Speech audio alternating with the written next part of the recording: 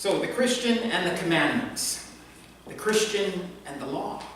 Or more specifically, we're looking at the Christian and the 10 Commandments, or the 10 words. Now, Sam and Petra rarely came to church. They claimed to be Christians, but they said they weren't religious. At one service, the pastor had preached on the 10 Commandments, and Sam said, "Petra and I thoroughly enjoyed your service today, Pastor, especially the sermon on keeping the 10 Commandments." The pastor replied, "It's nice of you to say so, Sam. So why don't you and Petra come more often?" "It's difficult," Sam replied. "But at least we keep the 10 Commandments." "That's really good to hear," said the pastor. "Yes," said Sam proudly. "Petra keeps the first 4, and I keep the last 6. So, one function of the commandments is that they show us our sins. Without the law, there would be no sin. But with the law, we can actually see that we have transgressed, we have violated God's laws. So that's one function of the commandments. A Hebrew school teacher was discussing the 10 Commandments with her 5- and 6-year-olds. After explaining the 5th commandment, which is honor your father and your mother, she asked, "Is there a commandment that teaches us how to treat our brothers and sisters?" Well, this one little boy, without missing a beat, said, "Yes, you shall not kill." So, another function of the law is that it shows us what righteous behavior is. We would not know what righteousness is if we did not have the law. So the 10 Commandments are there to show us what righteous behavior, righteous attitudes, motives, and so on are. Someone has said this: "The 10 Commandments may seem narrow, but so does every runway on airports around the world. Yet no passenger wants his pilot to miss the narrow runway and land a few yards off the mark in some field or waterway or row of houses. The narrow ribbon of pavement is really the broad way that leads to a safe, comfortable landing. So the seemingly rigid Decalogue, 10 Commandments, guides to a happy, fulfilled living." So another function of the law is actually to guide us to a life that is consistent with the image of God that God has placed in us. See, the law reflects something of God's character, and we in turn reflect something of God's character as well. And so when we line up and obey those laws, we are actually showing the image of God within us. We're showing what true human life should look like when we obey God's commandments. Well, that's 3 functions so far, but the 4th function, and this is the one I'm going to talk about today, is that the 10 Commandments are a vehicle for us to demonstrate our love for God. If we want to show God that we love Him, we'll keep His commandments. Jesus said, "If you love me, you'll keep my commandments." This was the way in which God wanted His people to show Him that they actually did love the Lord their God. When you get married, there's all these unspoken commandments that each spouse needs to keep in order to demonstrate love for their spouse, right? One of them is quite clear. It's never stated, but one is quite clear. You have to live together. If you get married and you don't live together, you're not showing love for your spouse. A second one is you have to have an exclusive relationship. You'll not date others. You won't romance others. If you love your spouse, you'll be devoted exclusively to your spouse. A third one is you will have romance and sex together. That's just natural as part of loving within a marriage relationship. And so I'm quoting here from Song of Solomon, chapter 7, starting at verse 6. It'll come up here. "How beautiful and pleasant you are, O loved one, with all your delights." This is Solomon speaking to the Shulamite, okay? "Your stature is like a palm tree, and your breasts are like its clusters. I say, I will climb the palm tree and lay hold of its fruit. Oh, may your breasts be like clusters of the vine, and the scent of your breath like apples, and your mouth like the best wine. See? So, Song of Solomon isn't really about the church and Christ. If you read this carefully, you'll see what it's really all about. Anyways, it's odd to have a married couple that do not show these basic ways of loving each other. And in the same way, it's very odd to have someone say, I'm a Christian, but they don't keep the commandments. Very odd. So, the commandments are found in Exodus chapter 20, verses 1 to 17. We've read them, so I don't think I'll read them again. We'll just skip them. I didn't know we were going to read them. But the first thing to notice is that Israel's love for God is really a response to God's grace. It's the Lord that brings them out of Egypt, out of the house of slavery. It's the Lord that gets them to plunder the Egyptians without war. Imagine that. They plunder the Egyptians. Before the Israelites leave Egypt, they ask their masters for jewelry, gold, silver, precious stones, and guess what? The Egyptians give it to them. Why? Because they want to get rid of them. They had already lost their firstborn son. They didn't want to lose anymore. Take the gold, get out.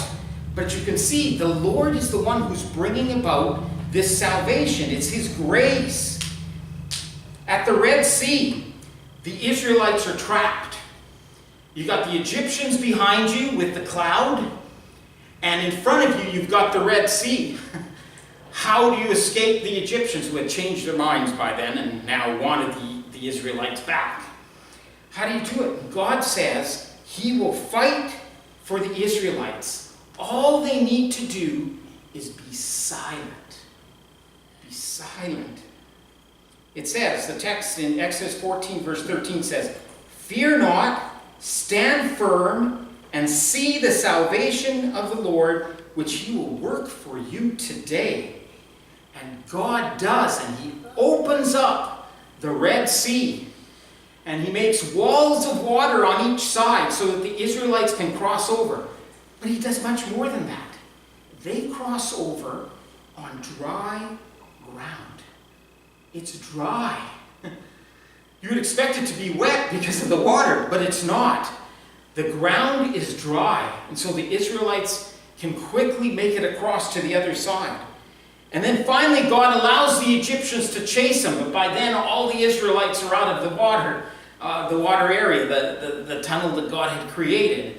And then God allows the waters to come crashing over the Egyptians, and they are conquered. See, this is grace. This is God giving the Israelites something they didn't deserve. They didn't deserve this salvation from the Egyptians. In fact, later on you find them grumbling. Very quickly they're grumbling about Moses. They're grumbling about God. Did you bring us out here to die anyway? It was better being back in Egypt. Right? I mean, these people didn't deserve it, but God did it. It's His grace. He's the one who brings the salvation. The Israelites brought no works, none whatsoever. They did nothing to part the Red Sea. Not a thing. God did it all. Moses said, see the salvation of the Lord. And the waters parted. The Israelites did nothing. By faith, they crossed over. But the salvation was all the Lord's. So this salvation is a work of God's grace, and it comes to the Israelites as a nation. God saves the nation as a whole. This is not individual, personal salvation like what happens in the New Testament. This is national salvation, salvation of a whole nation. And so don't be surprised that some of the people that crossed the Red Sea were not believers.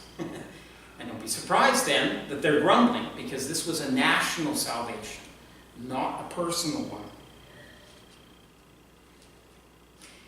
In fact, it's intimated in the commandments themselves. It says, visiting the iniquity of the fathers on the children to the third and fourth generation of those who hate me. See, even though they were Israelites, they were only ethnic Israelites. They were not believers in Yahweh. They still hated the Lord. But God brings this nation out of slavery, and he gives the commandments as a means of responding to the Lord in love. It says, again, in the commandment, it says, but showing steadfast love to those who love me and keep my commandments. God shows grace and love first, and the nation experiences this, and now God says, now you need to respond by showing love back to me. So these commandments are relational. These are not rules to follow like we do the rules of the land, the federal laws or the provincial laws. These are relational laws. These are not laws like the laws of the land that are not relational. And in fact, this is reflected in the very first commandment. You shall have no other gods before me. The default position was that the nation had accepted Yahweh as their God. And that's why the commandments begin by saying, I am Yahweh, I am the Lord, your God. That's the default position. I am your God. I did rescue you. But now he goes on and says, you shall have no other gods before me. This is the prohibition. You are not to take any of the gods of the nations. You're not to take any of the Egyptian gods. You're not to create your own gods. I am your God. And what this means is that Yahweh will be the one that is the most loved in your heart. Yahweh, you will love with all your heart, your soul, your mind, and your strength. Yahweh will be the most important person in your life. What he says will be more important than what you think. Yahweh will be the source of your value and your worth. Yahweh will be the only one that you worship. This is what it means for Yahweh to be your God, and for you not to have any other gods before him. But God will continue to love his people. And this is shown actually in the second commandment, where he talks about if you make gods if you make idols, God says, I will be jealous. This is the jealousy of a God who loves his people and wants exclusive relationship with them. So God continues to love these people, even though they may not be as faithful as they should be. In fact, when Moses later on comes down from the mountain with the 2 tablets in his arms, the 10 Commandments that God had written with his own finger, when he comes down and the Israelites are dancing and worshiping the 2 golden calves, if you remember that story, it seems to me that those 2 golden calves are exactly what the second commandment is forbidding. Those calves were a representation of Yahweh, the God who had rescued them from Egypt. And so Moses breaks the tablets, symbolic of, the people had broken the law of God. You're not to make an idol. We are not to represent God in any form here on earth. Why? Because God is invisible. God is spirit. God has no body. He will make himself visible at certain points in time. But those are just taken on for the sake of humans being able to interact. But God has no body. And so at the mountain where God gives these 10 commandments, there's thunders, there's lightning, there's a cloud on the mountain, but you never see the form of God. But what people do is they hear the voice of God. These 10 commandments are not mediated through Moses here. God actually speaks the 10 commandments to the people. And so the only representation that we can do of God himself is the words that he has given us.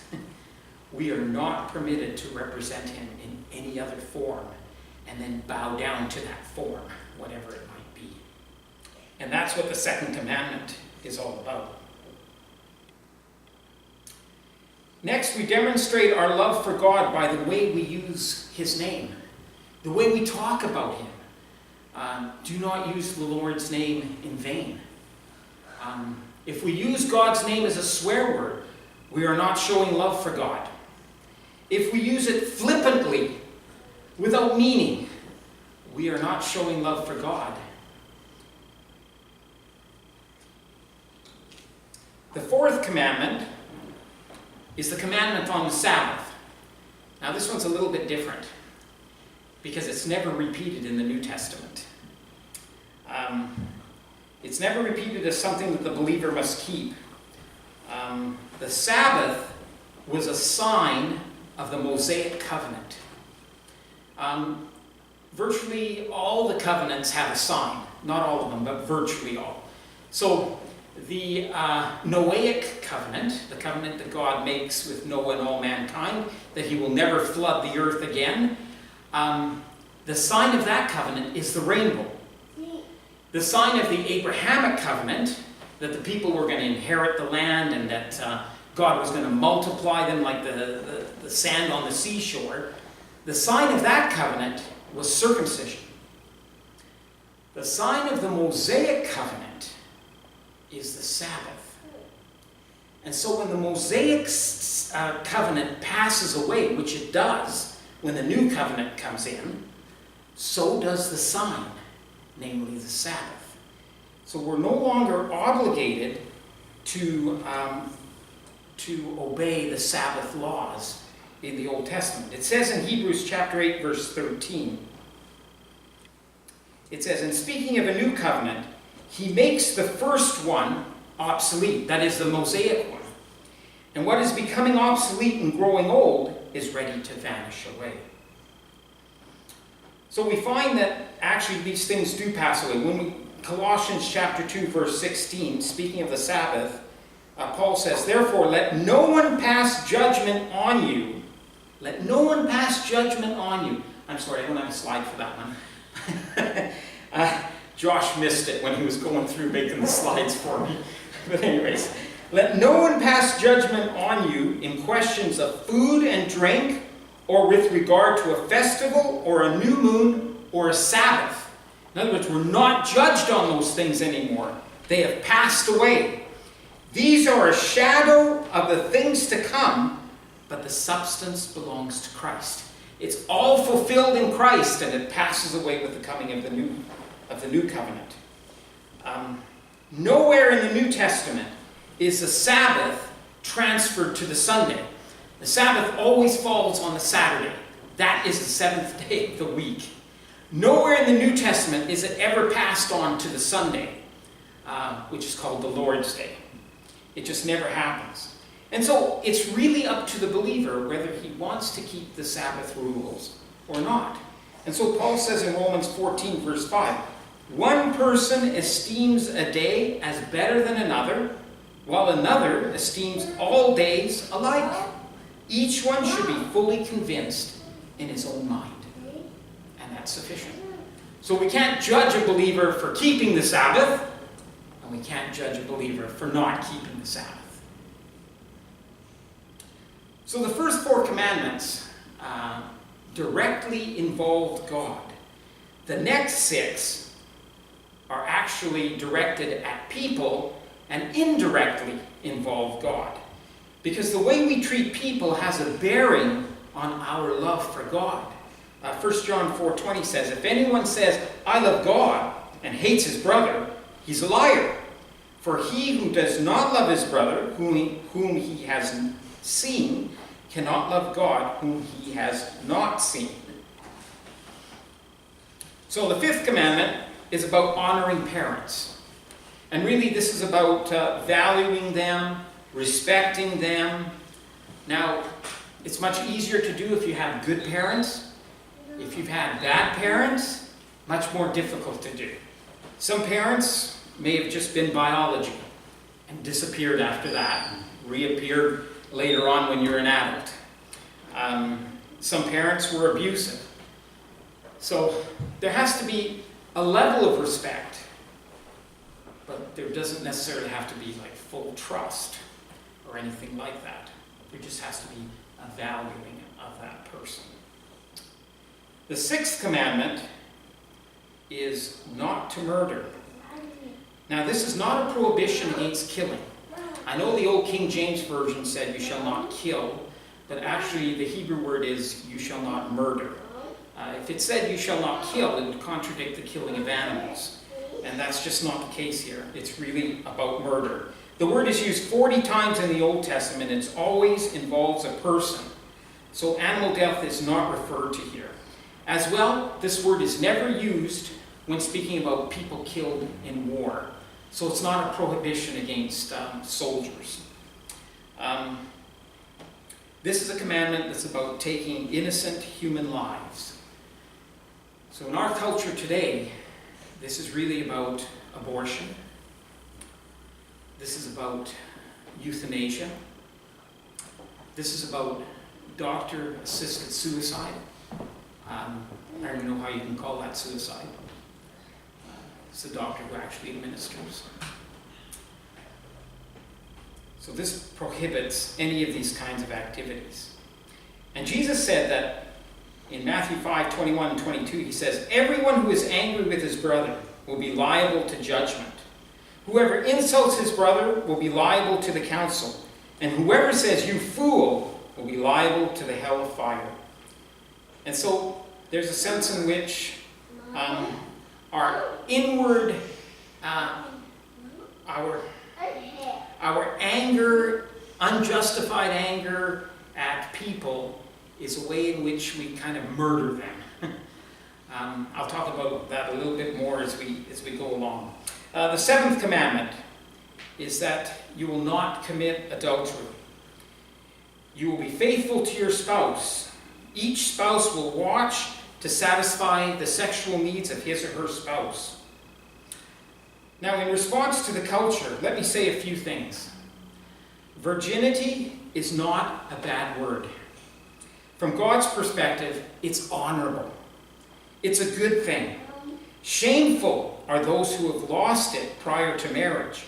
But even this can be fully and freely forgiven and put under the blood of Christ. Staying virgin, whether male or female, is a way of showing love for God. Secondly, living together is not marriage and is forbidden to the Christian. This is the common thing in our culture now. It's saturated, in fact. This is not the biblical way. If you want to show love for God, you will not shack up. Thirdly, according to Jesus, lusting after a woman is tantamount to committing adultery. Therefore, the use of pornography is sinful. This industry is apparently attracting thousands of young women and has millions of people addicted to it. If you want to love God, you will not use pornography. The eighth commandment tells us not to steal. Don't take what's not yours. Your employer is not your supplier of toilet paper, paper clips, staples, etc.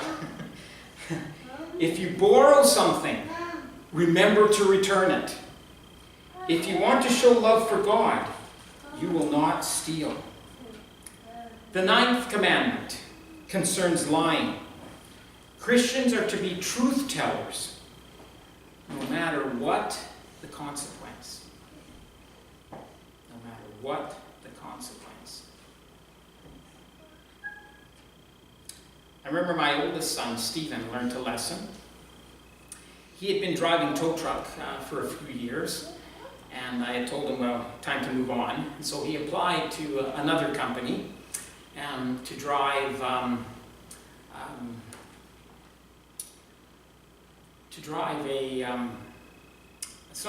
recycling truck. That's what it was, to drive a recycling truck. And one day, he came to this street where he had to go down the street, and there were cars parked on both sides. And he said it was so tight that his mirror hit the mirror of another car. And he didn't say anything. But somebody in a house took down the number. So at the end of the day, my son receives a phone call asking him if he had hit a mirror on such and such a street. We are truth tellers, and we must tell the truth. And he lost his job. There are consequences sometimes for telling truth, but that's what we are, because we love God. Lastly, we have the command to not covet. Covet is an inward phenomenon. It's an extreme desire to have something. And you can't say, I can't live without it. Yes, you can live without it. Especially if it belongs to somebody else. You are not to covet. If we love God, we will not covet. John Alec Mochier does this diagram of the Ten Commandments. I want to show you. If you can put that up, it's the last slide. Here it is.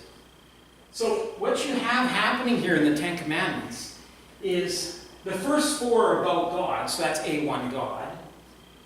And then the first two are actually thoughts, right? I mean, to have no other God before me is an idea of loyalty and love. That's an inward thing. It's a thought thing. Words was the second one. That's Commandment 3. Don't take the name of the Lord your God in vain. And then there's deeds. That's Commandment 4. That's remember the Sabbath, right? And then the commandments go the other way. They start with deeds, which are, don't commit adultery. I can't remember them all. But you know what I'm talking about. 6 to 8. And then words, which is don't lie. And then finally, thoughts again, don't covet. Because that's an inward phenomenon. Just like the first one was an inward phenomenon.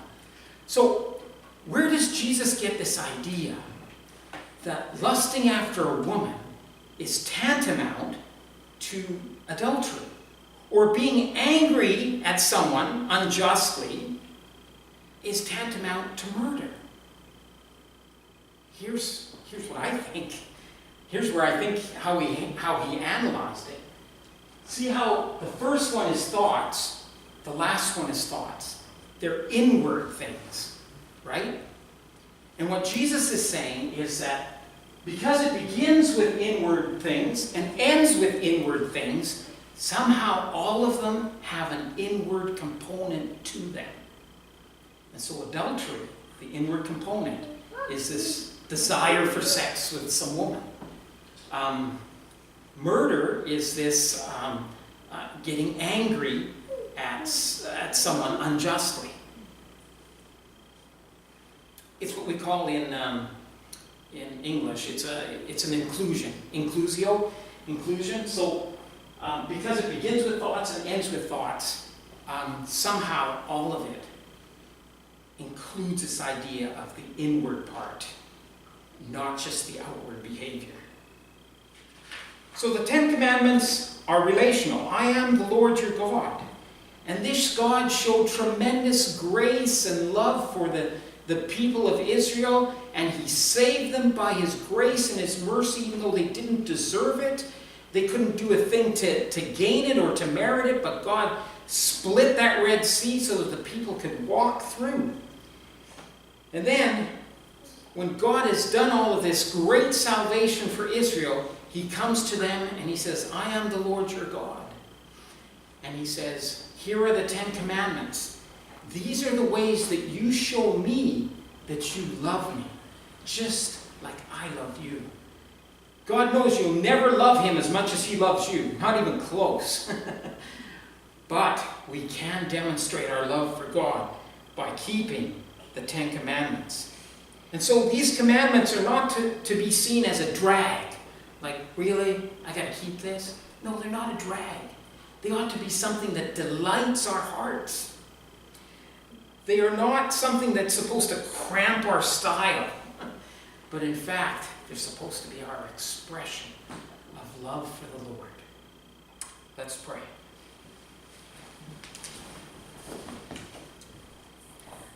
Father, we thank you that it's true enough that in the Old Testament you